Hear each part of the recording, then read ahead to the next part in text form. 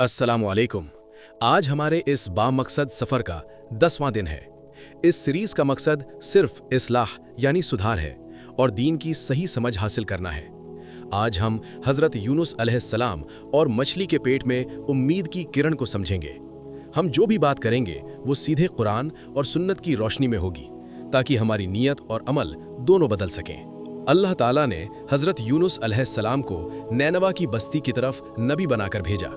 उस कौम के लोग बुतों की परस्तिश करते थे और शिर्क के अंधेरे में डूबे हुए थे। हज़रत यूनुस अलैहिस्सलाम ने बरसों तक उन्हें तौहीद की दावत दी, समझाया, लेकिन कौम ने एक न सुनी। आखिरकार कौम की नाफरमानी और जिद देखकर हज़रत यूनुस अलैहिस्सलाम गुस्से में आ गए।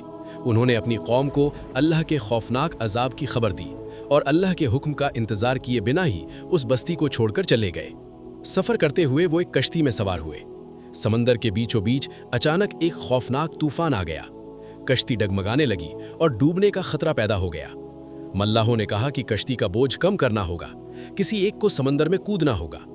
तय हुआ कि कुरा अंदाजी डाली जाए। 3 बार नाम निकाला गया और हैरानी की बात, तीनों बार हज़रत यूनुस अलैहिस्सलाम का ही नाम आया। वो समझ गए कि ये अल्लाह की तरफ से आजमाइश है। उन्होंने खुद को समंदर की लहरों के हवाले कर दिया। जैसे ही वो समंदर में गिरे, अल्लाह के हुक्म से एक बहुत बड़ी मछली ने उन्हें निगल लिया। जरा तसव्वुर कीजिए उस खौफनाक मंजर का। समंदर की गहराई का अंधेरा, रात का अंधेरा और मछली के पेट का अंधेरा। कोई आम इंसान होता तो खौफ से दम तोड़ देता, लेकिन हज़रत यूनुस अलैहिस्सलाम ने उस घने अंधेरे में भी अल्लाह की रहमत से उम्मीद नहीं छोड़ी। उन्हें अपनी गलती का एहसास हुआ। उसी मछली के पेट से उन्होंने अल्लाह को पुकारा। सूरे अल-अंबिया की आयत 87 में अल्लाह इस वाक़े का जिक्र करता है। उन्होंने दुआ की, ला इलाहा इल्ला अंता सुब्हानका इन्नी कुन्तु मिनज़ ज़ालिमीन। तेरे सिवा कोई माबूद नहीं, तू पाक है, बेशक मैं ही जालिमों में से हूँ। अल्लाह को अपने नबी की ये आजिज़ी इतनी पसंद आई कि मछली को हुक्म दिया और उसने हज़रत यूनुस अलैहिस्सलाम को किनारे पर सही सलामत उगल दिया। उधर जब वो वापस लौटे तो देखा कि उनकी कौम ने भी अजाब की निशानियां देखकर तौबा कर ली थी और अल्लाह ने उन्हें माफ़ कर दिया था।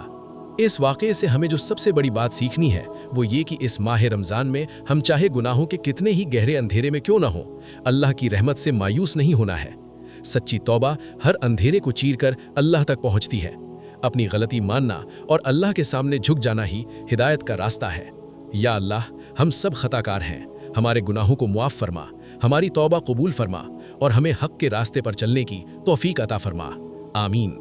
अल्लाह हमारी नियतों में इखलास पैदा फरमाए। दीन की ये बात आप तक पहुंचाने की कोशिश उत्तम फुटवेयर की जानिब से है। दुआओं में याद रखिएगा। जज़ाकल्लाहु खैर।